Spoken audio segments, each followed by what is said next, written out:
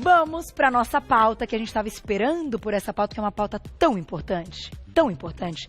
É um assunto polêmico, porque, como eu disse antes de irmos para o break, surgem aí linhas diferentes de trabalho, de médicos, opiniões diferentes entre os médicos, agora com tantas dietas, tem a paleo, que ficou uma coisa muito forte, tem, enfim, tantas propostas. E por que a gente vai conversar esse assunto com ele, que é nosso clínico geral, nosso nutrólogo, Dr. Roberto Navarro. Bem-vindo. Obrigado, Boa Carol. tarde. Boa tarde. Porque você é um médico que a gente conhece há tantos anos, está com a gente, essa parceria tão legal, que tem bom senso. Responsabilidade, né, Carol? A gente, como médico, né, tem que falar para um público enorme, a gente não pode propor nada que leve a riscos, né? Exatamente. Então, entendam, algumas informações, elas precisam muitas vezes de bom senso, precisam de cautela, precisam de responsabilidade, de compromisso, como disse o Dr. Roberto. Por isso que a gente faz muito tranquilamente e com muita segurança um assunto como esse, que é a alimentação do diabético. Isso pode mudar a vida de uma pessoa. Sem dúvida, Carol, até porque o diabetes, cada vez mais pessoas estão ficando diabéticas, né? Essa epidemia aí de obesidade, né? As pessoas desenvolvendo a síndrome metabólica, que a gente falou até na última pauta, e da síndrome metabólica, após o ganho de peso, vem o diabetes do tipo 2, que é o mais frequente hoje nos adultos e explodindo no mundo, a gente precisa frear isso. Tem o diabético também do tipo 1, que é aquele que desenvolve lá na infância, por outros problemas, não tem a ver com ganho de peso, é mais um problema autoimune. Bom, de qualquer forma, o diabético, ele precisa de uma informação criteriosa, ele busca essa informação nos meios de comunicação. Muitos não têm acesso ao nutricionista, ao médico. Então, é óbvio que essa pauta eu pensei, até porque tem muita dúvida que a gente vê no consultório. Eu recebo muitas dúvidas por rede social e a gente, óbvio, como médico, não pode fazer nenhuma consulta por rede social. Então, a gente dá informações de maneira mais genéricas, né, para a população geral.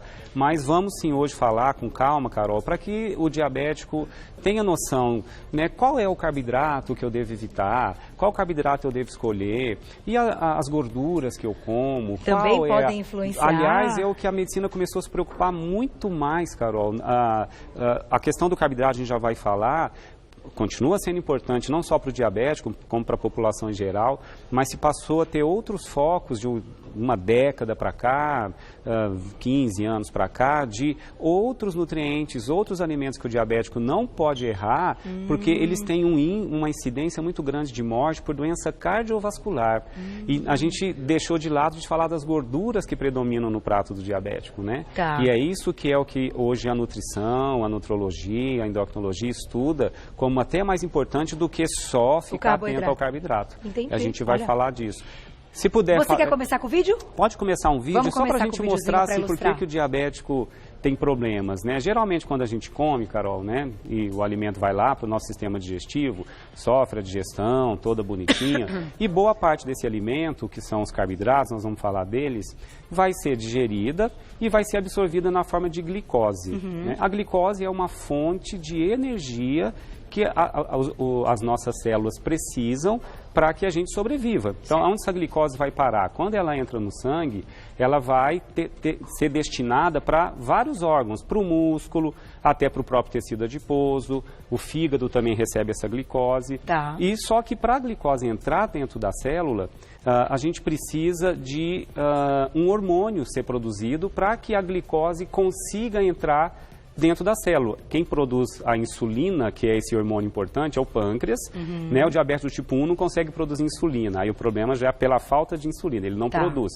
Quando a gente produz quantidades adequadas de insulina, a insulina é que consegue jogar a glicose para dentro dos órgãos onde ela vai ser destinada para algum objetivo. Geralmente para gerar energia, para gerar reserva de energia. Em excesso, ela também vira tecido adiposo. Que você já explicou. Já expliquei, a gente não pode exagerar. E o que a insulina faz? Ela consegue acoplar, aqui estaria uma célula, né? Para a glicose entrar dentro da célula, a insulina tem que acoplar num receptor onde portinhas se abrem e a glicose consegue entrar dentro da célula, gerando energia. E o que acontece com o diabético? Ele tem muita insulina e não consegue abrir a portinha? Ou ele tem uma falta de insulina e não consegue carregar a glicose para dentro da célula, que é geralmente o diabético do tipo 1, a gente chama de insulino dependente, né?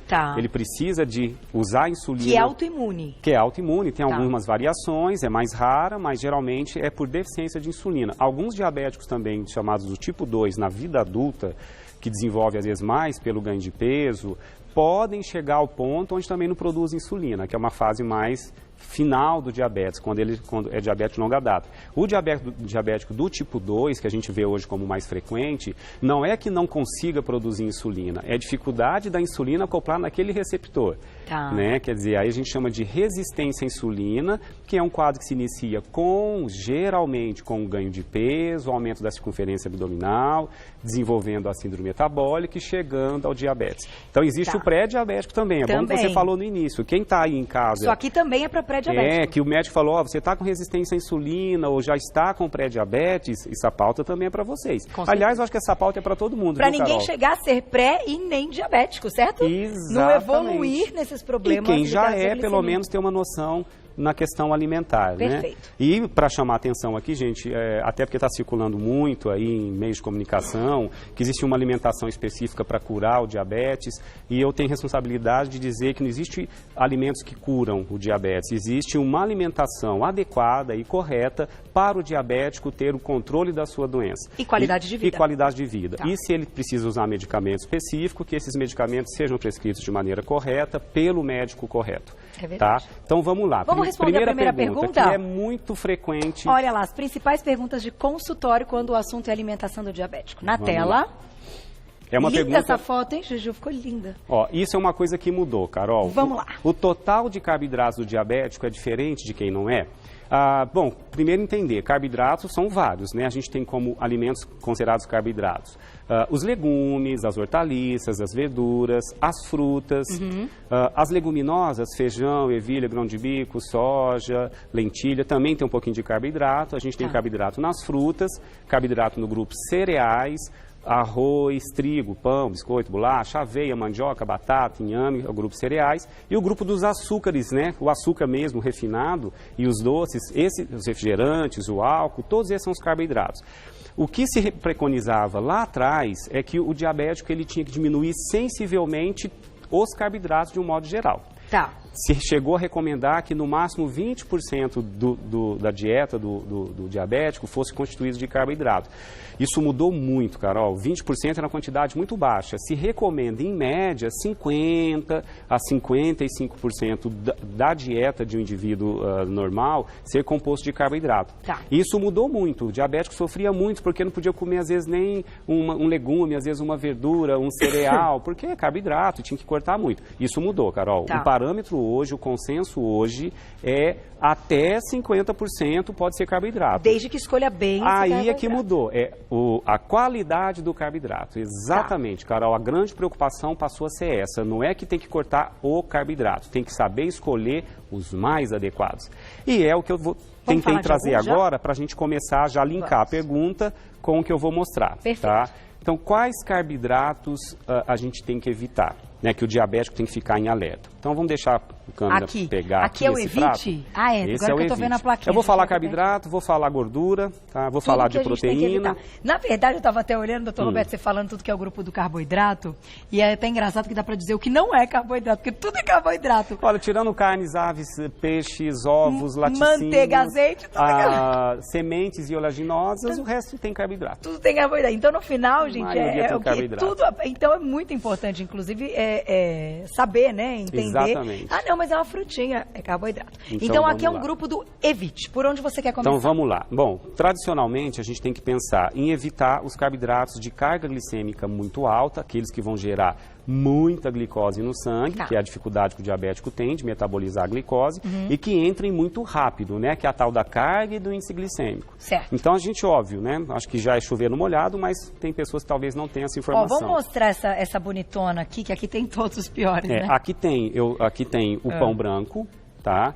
Que, óbvio, o diabético tem que evitar, o pão tradicional, todos os pães com farinhas refinadas, né, com farinha branca. Esse lance de evitar, assim, não pode comer, doutor Roberto? De preferência, como exceção, não como regra. Aí eu vou dizer quais eles deveriam preferir. Tá bom. Quais os diabéticos deveriam preferir. Então, se for um integral... Deixar para um de vez em quando. O de vez em quando, tudo bem. Né? Depende do controle do diabetes, depende se o diabético ele está com peso ok, depende se ele faz atividade física. Porque é óbvio que a atividade física é um diferencial enorme na saúde de qualquer um, mas principalmente do diabético. Mas o pão, os pães brancos de um modo geral, a batata... Tá? A batata, ela tem uma carga glicêmica que não é baixa. Então, principalmente quando você faz na forma já batida, quando você usa para fazer um purê. Então, tem que tomar cuidado, tá? Porque ele tem, às vezes, uma quantidade, tem uma carga glicêmica alta.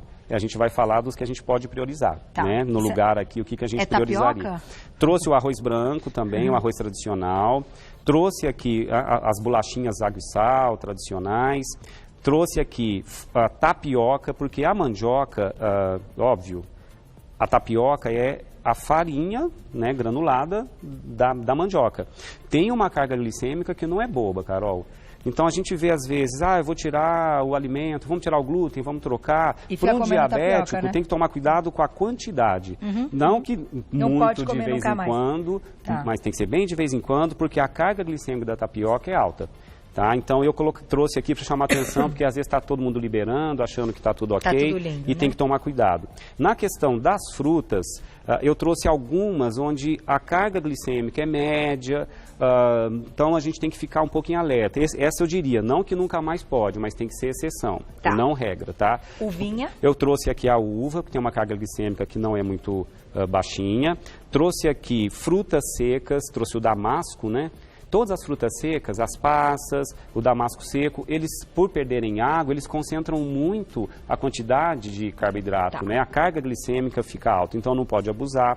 Trouxe aqui a banana, quando muito madura. A banana muito madura, ela tem ela é absorvida muito rápido, ela é digerida e absorvida muito rápido. Então não é legal abusar, não. Uma banana pequenininha, que não esteja muito madura, tudo bem. A manga tem uma carga glicêmica também que não é tão baixa, né? Embora vez ou outra tudo bem, mas não recomendo comer muito. Trouxe aqui o figo, tá? O figo. Ele tem uma carga glicêmica também que não é muito tão baixinha. Eu trouxe aquelas que tem que tomar cuidado, eu diria modere. Tá? Nem dizer evite, mas modere. O caqui tem que moderar, e os sucos de fruta. Todos os sucos de frutas, eles se concentram muito em quantidade de glicose. Por exemplo, chupar uma laranja é uma coisa, ingerir um suco feito com 5 laranjas é diferente. Então, a gente tem que tomar um pouquinho de cuidado na questão... E o limão? Suquinho de limão vai bem? Tranquilo. Aí vamos falar do outro lado dos que pode. Então, deixa eu fazer o seguinte. Eu vou deixar... Quer deixar a pergunta do público, Mar? E daqui a pouquinho tem mais perguntas aqui, hein? A gente vai responder as principais perguntas de consultório. Vamos ver quem escreveu pra gente na tela. Perguntinha da Débora. Obrigada. Tenho 40 anos e sou pré-diabética. Como reduzir a resistência insulínica? Tinha certeza que a gente já tem um exemplo de alguém jovem, 40 anos, é muito jovem, e já se deparou com um momento, né, de pré-diabetes. Como, então, a gente controla essa resistência insulínica antes que essa pessoa já seja considerada um diabético? Ainda mais que eu estou vendo que eu acho que ela é oriental, né? As orientais desenvolvem diabetes com a dieta ocidental com mais facilidade. Sério? Porque tem uma adaptação menor genética, a nossa carga enorme na dieta ocidental de gordura animal, de refinados, açúcares, farinha branca, eles não toleram tanto não. Então, primeira coisa é controlar a sua circunferência abdominal. Tá? A relação do pré-diabetes, que chega ao diabetes do tipo 2, tem a ver com o aumento da gordura depositada no abdômen. Então, se a sua circunferência abdominal tiver medida na região da altura do umbigo, acima de 80 centímetros, que é o parâmetro para orientais, você já está desenvolvendo provavelmente a síndrome metabólica e a tal resistência à insulina. O que eu vou falar aqui, preste atenção porque vai valer para você também, tá? Porque toda essa questão alimentar vale para quem já está com a resistência à insulina e está acionando o pré-diabético. E a atividade física é um dos diferenciais para diminuir a resistência à insulina. Atividade física frequente, não uma vez por semana, de preferência diariamente, até 40 minutos a 1 hora de caminhada, alguma coisa que você gosta. Toda atividade física vai ser muito bem-vinda, ainda mais as de resistência, tá? E esse caminhada, caminhar. Da atividade física é interessante que isso eu aprendi com você. Ele melhora a ação dos receptores, né? Sim, exatamente, Carol. O que você tem que fazer é a insulina acoplar no seu receptor com mais facilidade. Fez exercício, parece que se abre ali, sim, a portinha aliás, abre. porque a célula precisa de energia. Ela vai querer mais glicose. O corpo é muito inteligente. É lógico. Então, vamos lá, vamos facilitar as coisas. Vamos jogar a glicose com mais eficiência para dentro da célula. Olha só. É a própria necessidade da energia é que faz o corpo buscar essa energia naquilo que você come, né? Então, Perfeito. é óbvio que isso é fundamental. Antes da gente falar os que pode, vamos falar a próxima pergunta? É que exatamente a gente falou dos carboidratos. Quais carboidratos preferir? Vamos falar daqui os carboidratos. Quais carboidratos preferir? Tá, deixa eu então arrumar aqui vamos pros lá. meninos. Então aqui tem Agora, um grupão bonito, gente. quais- Aqui é o vai. Esses são os que o diabético tem mais liberdade. Óbvio Tá. que tudo na sua devida quantidade, tá? Então, os cereais que o diabético tem que priorizar são os que principalmente tenham fibras e que seja na forma mais integral. Então, o arroz integral, tudo bem. Aqui eu falei do arroz branco, evite. Mas o arroz integral, sem problema, porque Tá. ele mantém a fibra. A fibra diminui a rapidez de absorção da glicose. Eu coloquei aqui a batata doce, Carol, embora seja o nome diga batata doce, ela tem uma carga e um índice glicêmico menor que a batata inglesa. Tá. Então é melhor, eu quero comer uma batata que seja a batata doce, numa quantidade que não seja exagerada, obviamente, mas não precisa excluir do plano alimentar. O próprio inhame, o cará, a mandioca, não exageradamente, não na forma de farinha, né? Tá. Ainda vai. Eu trouxe aqui alguns grãos que a gente precisa colocar mais no prato do diabético. Eu trouxe aqui as leguminosas. Então, aqui é uma fonte de carboidrato com proteína junto e com fibra. Então, isso para o diabético é importante. Eu acho que para todos nós, mas principalmente para o diabético, onde Tá. a glicose tem que ser absorvida mais lentamente. Então, ingira mais leguminosas, como o grão de bico, o feijão, a lentilha, a ervilha. Tá. São carboidratos do bem para o diabético. Trouxe aqui a quinoa e trouxe aqui também o amaranto. Que é fantástico. Tá, fantástico. São grãos, né? A gente classifica um pouco entre cereal, né? Mas de qualquer forma são carboidratos com uma carga glicêmica que não é alta, são acompanhados de proteína. Toda vez que o carboidrato é acompanhado de proteína e de fibra, Carol, a absorção da glicose no intestino é mais lenta. É isso que o diabético precisa, que a glicose entre devagar para que o corpo metabolize de maneira mais tranquila. Entendi. Entrou muita glicose muito rápido, o diabético se lasca, porque ele não consegue jogar essa glicose com eficiência para dentro da célula. E esse pico de glicose alta é que traz a oxidação das células. E vamos falar aqui de algumas frutas rapidinho. E são tá? deliciosas essas frutas que podem. As frutas que são ricas em antioxidantes, principalmente o diabético tem um processo de oxidação das suas células muito intenso. Tá. E é o que leva, inclusive, às complicações cardiovasculares, circulatórias. Então, todo alimento mais rico em vitamina E, mais rico em vitamina C, mais rico em selênio, mais rico em antioxidantes, em flavonoides, polifenóis, é muito bem-vindo. Então, aqui eu fiz uma seleção de frutas que tem uma carga glicêmica que não é alta Tá. e que são riquíssimos de antioxidantes. E tem casca, né? Tá, que e tem aumenta a casca. fibra, Então, eu né? trouxe aqui a maçã, que tem a casca, trouxe a pera, que dá para comer com a casca. A laranja, só não tomar o suco, mas comer uma laranja junto com bagaço, não tem problema. Tá. É uma fruta bem-vinda. O limão, porque são fontes de vitamina C. O limão também, sem problema. Trouxe aqui um pêssego, E morango trouxe a é tudo de bom. goiaba. Tá na época agora, morango. Trouxe morango, trouxe kiwi. Essas são frutas que Goiaba o diabético... também é legal? Também, sem problema nenhum. Você goiaba pode não comer sabia. com a casca, né? Aí é óbvio, não exagerar para qualquer indivíduo, não exagerar. 2 a 3 porções de frutas no máximo por dia. Daqui a pouquinho a gente fala dessa aqui, tá? Que essa daqui tá no meta. Essa aqui é Isso aqui eu trouxe uma seleção Segura, não dos conta. alimentos bacanas. Não conta, que isso aqui vale ouro, mas olha, daqui a pouquinho. Vamos colocar uma. Vamos deixar a próxima pergunta que a gente tem aqui? Olha só essa pergunta. Olha isso aqui. Quais gorduras evitar e quais preferir? Então, como o Dr. Roberto disse no início, não é só com o grupo de carboidrato Não. que uma pessoa pré-diabética e com diabetes tem que se preocupar. A gordura também vai influenciar muita coisa. Muito. E eu vou deixar uma perguntinha pro Dr. Roberto. Será que o diabético é saudável para um diabético fazer hoje a dieta low carb que está sendo tão falada e que a gente já comentou? Não low carb, eu diria assim, da maneira como é proposto, porque ele é muito exigente, rigoroso, né? Mas uma redução desses carboidratos, você me conta daqui a pouquinho? Conta. Doutor Roberto, antes da gente falar das gorduras, me conta a história do low carb, o baixo carboidrato, se hoje pode ser uma dieta legal para o diabético. Óbvio, depende desse low carb aí, óbvio. Tá. Tem algumas propostas de low carb em que se diminui para 10, 20% o total de carboidrato do plano alimentar. E isso vai aumentar possivelmente o total em proteína. Tá. A proteína em excesso para o diabético é muito problemático, porque ele pode trazer algumas alterações metabólicas, pode alterar o pH sanguíneo do diabético. Tem diabéticos que têm já uma alteração da função renal por um diabético de longa data, que é um dos órgãos que complicam, né, e passam a ter insuficiência na sua função ao longo prazo. Então, não é recomendado um low carb com muita proteína no lugar. Não pode compensar na Você proteína. pode fazer o low carb inteligente, que é trocar um carboidrato com uma carga glicêmica mais alta por uma de carga glicêmica mais baixa. Como eu falei, trocar a batata inglesa pela batata doce, trocar uma fruta com carga glicêmica um pouco mais alta ou média por uma mais baixa. Aí sim, eu acho que aí esse troca inteligente de um carboidrato com uma carga glicêmica maior por uma menor, isso é bem-vindo. Tá. Que é o que a gente, inclusive, está falando aqui. Mas o low carb mesmo, de 10, 20% do total... Muito perigoso. Não, pelo excesso de proteína que vai gerar isso para o diabético, é um risco muito grande. Tá. Vamos responder, então, a pergunta das gorduras.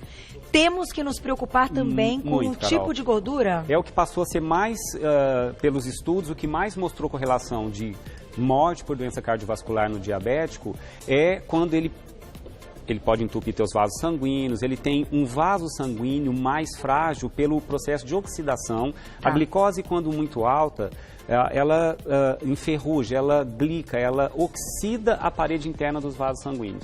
E todo o sistema circulatório e o próprio coração do diabético fica mais vulnerável. Em cima desse vaso sanguíneo oxidado, passa a ser formado placas de gordura, né? E a gordura saturada, que é a gordura de origem animal, que é rica em ácido araquidônico, que é pró-inflamatória, e o processo inicial de lesão da parede do vaso sanguíneo é um processo inflamatório. Tá. Então, se eu colocar mais alimentos que fazem o sistema, a reação inflamatória ser pior, que é uma alimentação pró-inflamatória, onde o maior vilão é a gordura hidrogenada, é a gordura saturada de origem animal em excesso, né? Então é aí que a medicina começou a ver que os fatores de risco não era só controlar o carboidrato do diabético, até porque o carboidrato correto, na dose correta, com os tratamentos, o diabético fica muito bem, não tem problema. Agora, a gordura, quando mal conduzida, influencia diretamente no índice de mortalidade do diabético. Por isso que você sugeriu então, eu trouxe azeite, as gorduras a serem evitadas e as gorduras a serem preferidas, né? A gordura a ser evitada, qual gordura a gente tem que tomar cuidado para o diabético? Isso acho que para todo mundo, mas principalmente para o diabético. A gordura saturada, que vai estar nos cortes gordurosos das carnes, então no toicinho, na picanha, aqui está na costelinha, também onde você vê aquele amarelinho da carne, não é legal, no contrafilé, cupim, linguiça, embutido, salame, mortadela, presunto, são ricos em gordura saturada. A manteiga, o leite integral, os queijos amarelos, isso deveria ser sim a exceção da exceção do diabético. Tá, o final de semana, né? Matar à vontade, de vez ou outra, tudo bem. A gordura que o diabético tem que preferir, bom, se for comer a gordura animal saturada, dá preferência para os cortes magros, né? A que eu trouxe está encapadinho aí para não ficar mais higiênico, mas, por exemplo, cortes magros, patinho, músculo, acém, colchão mole, são cortes magros, né? Frango sem pele, né? Isso tudo bem. Peixes, que é uma gordura mais poliinsaturada, que não é tão saturada como as outras, um peixe, um filezinho de pescada, uma sardinha, um atum, um salmão, não exagerar na quantidade, porque são peixes, né? O salmão, o atum, a sardinha, tem um valor calórico que não é tão baixinho, então não exagerar também, mas são os preferenciais em relação àqueles outros cortes que eu falei. Tem que caprichar mais na gordura monoinsaturada, que é a gordura que não tem correlação com doença doença cardiovascular, nós vamos falar onde elas estão, e na gordura poliinsaturada também, que não tem tanta correlação com doença cardiovascular, se ingerida em quantidades corretas. Tá. Então, o diabético tem que preferir. Aí eu trouxe aqui o azeite extra virgem, trouxe o abacate. O abacate é calórico, mas comer quantidades corretas, no máximo 2 a 3 porções ao dia. Tá. Aí essa porção o nutricionista te orienta, o médico te orienta, que é o tamanho dessa porção. Mas é uma escolha saudável, até porque o abacate, além de ter vitamina E, que é antioxidante, tem glutationa, que é um potente antioxidante. É um dos maiores exemplos de glutationa em termos de alimentos da natureza, é o abacate. Legal. Então come quantidades corretas, porque o diabético precisa de mais antioxidantes na sua alimentação. Há outras gorduras aqui, eu coloquei das oleaginosas, castanhas, nozes, amêndoas, trouxe aqui a linhaça, trouxe a chia, trouxe a semente de abóbora, que tem também uma gordura do bem. Então essa é a prioridade e evite aquelas que a gente falou antes. Não é difícil. Vamos lá. Falar dessa bandeja linda Essa aí. bandeja eu trouxe, Carol, para assim, para dizer para os diabéticos que alimentos interessantes ele pode ingerir. Por que motivo? Primeiro que eles precisam de mais antioxidantes, porque as suas artérias, seus vasos sanguíneos se oxidam muito com a glicose alta. Tá. Então já falei que a vitamina E é antioxidante, falei que a vitamina C é antioxidante, o selênio é um antioxidante, tudo que eu falei aqui antes, das frutas que eu comentei, aqui da castanha que tem selênio, fica valendo o porquê que eu trouxe esses alimentos. Só que o diabético também precisa de mais zinco e precisa de mais cromo. O cromo é um mineral fundamental na saúde do receptor de insulina e principalmente quem tem a resistência à insulina associada. Então eu fiz aqui um pool de alimentos que são bem ricos em antioxidantes, são ricos em cromo e também são fontes de zinco. Então esses aqui o diabético deveria comer com mais frequência. Que legal, Então vamos lá, coisa simples, hein, Carol? Olha aqui. O iogurte desnatado, tá aqui, porque eu não quero a gordura saturada, tá? O iogurte, ele é fonte de cromo também, existe no leite, né? Então, a fonte desnatada seria uma boa opção. Eu trouxe aqui o brócolis, que é simples, não na forma crua, sempre aquecido, né, cozido. O brócolis é fonte de vitamina C e de cromo, o alho é fonte de vitamina C e cromo, a cenoura é fonte de cromo, é fonte de beta-caroteno, que é antioxidante, só que comer crua. Se aquecer e fizer cozida, o índice glicêmico, a rapidez de absorção da glicose aumenta. Então tem que ser raladinha na salada, só raladinho, né? Crua. A aveia, Carol, a aveia é fantástica para todo mundo, mas principalmente para o diabético.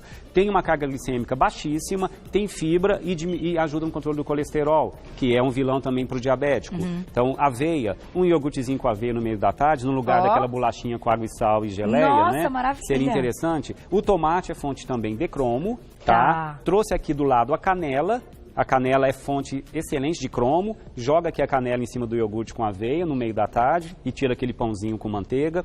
E aqui eu trouxe algumas frutinhas ricas em antioxidantes, que é o mirtilo, potente antioxidante. Trouxe aqui a goji-berry também, que são potentes antioxidantes. Então é aqui para o diabético ingerir com mais frequência. Então, vamos lá, doutor Roberto, a gente está falando de alimentação e diabetes, então surgiram muitas dúvidas. Eu vou começar com essa pergunta que é muito, muito séria, muito importante. Amanda Gonçalves, um beijo para você. Qual é o mecanismo de ação da metformina? Como este medicamento, né, reduz a glicemia? Porque a metformina não é um nome comercial, então a gente pode falar aqui no ar, né? Então o que seria a metformina? Faz parte do tratamento? Sim, pode ser. Geralmente o paciente, quando está iniciando a resistência à insulina ou numa fase de pré-diabetes, que a glicose ainda não está tão alta, mas a insulina já está alterada, que é o quadro que caracteriza a resistência à insulina, a síndrome metabólica, e aí sim chegar ao diabetes verdadeiro, é usado muito a metformina, porque ele melhora o receptor da insulina, ele faz com que o receptor de insulina fique mais fácil de abrir para a insulina acoplar. Então ele facilita a ação da insulina no seu receptor e para quem está produzindo insulina em níveis um pouco menores, um diabético que já está produzindo menos insulina, que é muito frequente no diabético do tipo 2 de longa data, ele também ajuda um pouquinho na secreção da insulina, no aumento da produção. Então é muito utilizado. Uma pessoa que não tenha diabetes nem pré-diabetes, Não pode fazer o uso de metformina para emagrecer, por exemplo, que eu já ouvi isso. Não, é porque quem está com resistência à insulina tem uma facilidade de ganhar peso. Então, a gente está tratando a resistência à insulina ou diminuindo, aí você tem uma perda de peso com um plano alimentar correto, não tomar para emagrecer sem saber, não faz sentido. Não é saudável. Não é saudável. Cuidado, com orientação médica, também, isso é medicamento, orientação médica, prescrição médica.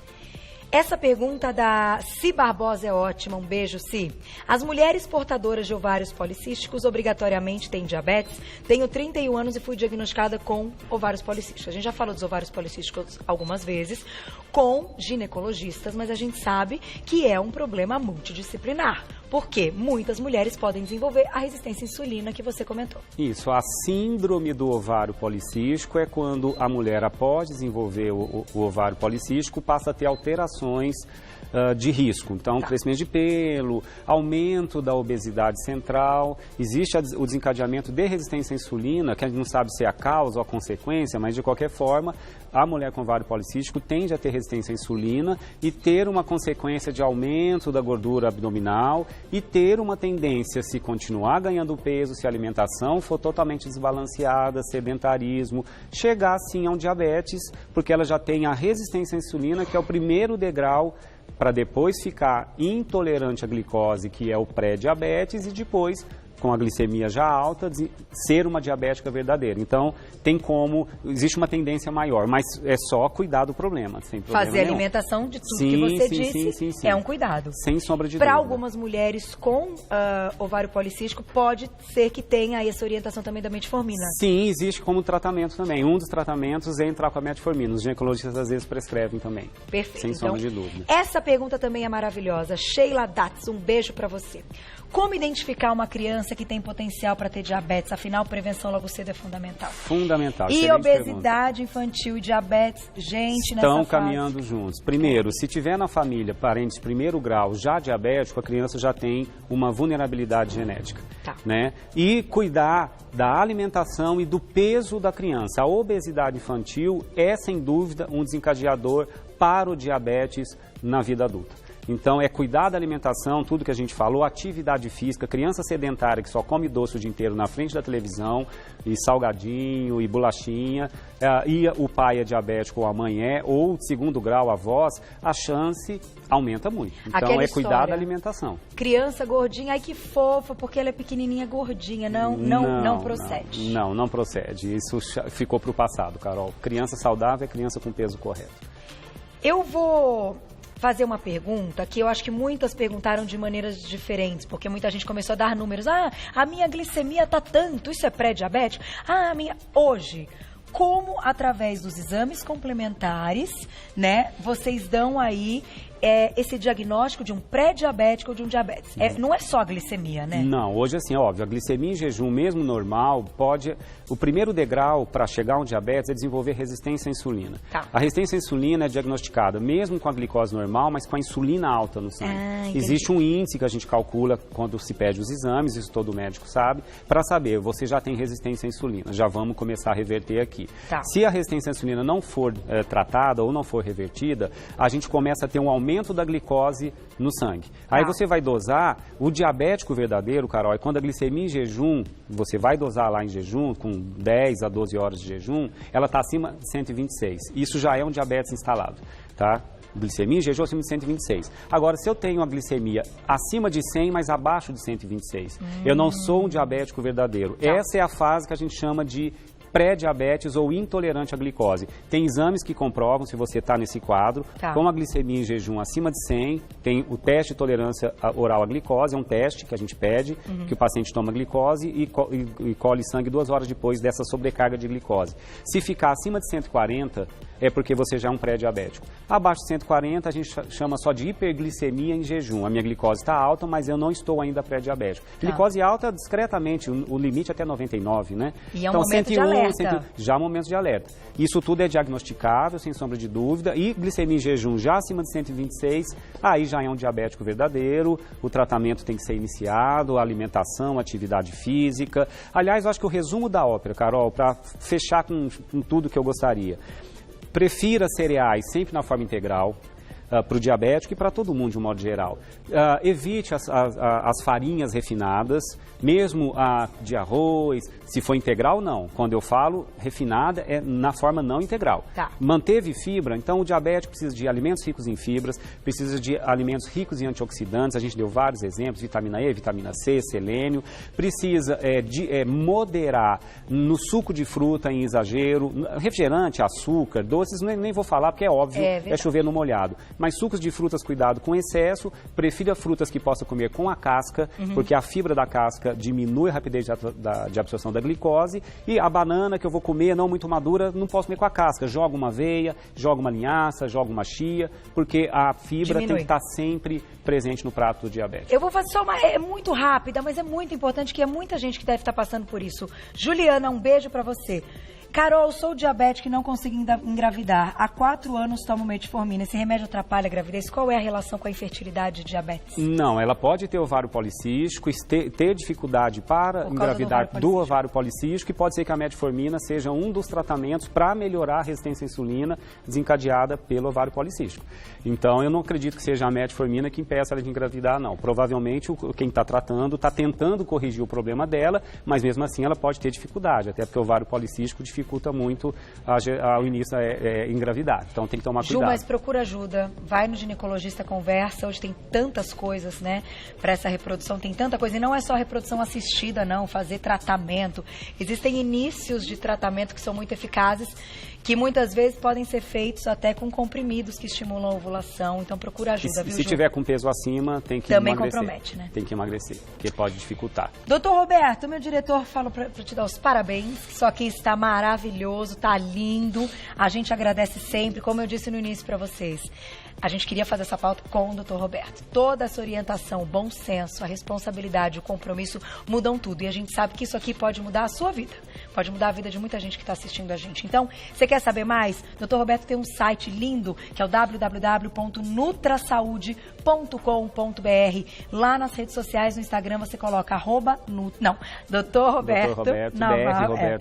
BR Roberto Navarro. E aí você já encontra. O Nutrasaúde é o site, mas nas redes sociais, Dr. Roberto Navarro, tudo junto. Já encontra o trabalho desse espetacular nutrólogo e clínico geral, que de 15 em 15 dias, às segundas-feiras, está aqui no Você Bonita. Muito obrigada mais uma vez. Espero ter contribuído, Carol. Parabéns, foi fantástico. Eu acho que isso pode contribuído. salvar vidas e melhorar a qualidade de vida de muita gente. Muito obrigada, Dr. Roberto. Eu que agradeço.